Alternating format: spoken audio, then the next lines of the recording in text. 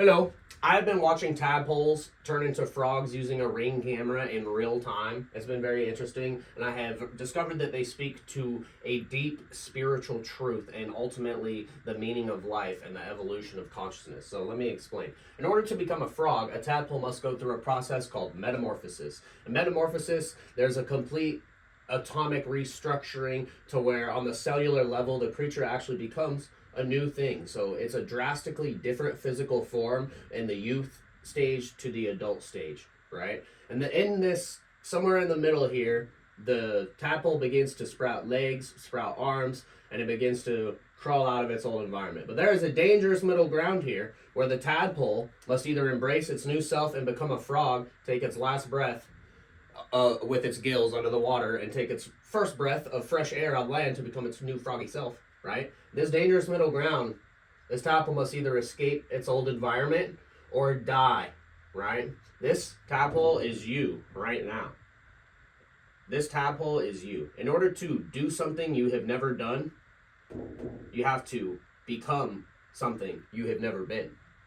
So you have to take the jump. You got to escape your old environment. You have to evolve. You have to shed your old self from which you have identified with thus far in order to embrace a new self. And this actually speaks to the ultimate meaning of life is growth and evolution, right? If you're not growing and evolving, you're dying. Nature being the ultimate reflection of ourselves speaks to this everywhere. And if you take the perspective that nature is trying to speak to you and your environment is trying to speak to you, you will suddenly tap into this universal consciousness and be guided by it. So keep in mind that nature is the ultimate reflection of yourself and that your external environment is nothing but your internal environment reflected outwards, right? We're the ultimate conscious self, but it can only be experienced once at a time. God, the universe, this universal ethereal consciousness which connects us all, whatever you want to call it, we're unaware of our higher purpose in it, such as how our cells are conscious to some degree but unaware of the higher purpose that they uptake in our body to keep all of our organs and cells and structures. The same goes for us. We are cells in the body of God.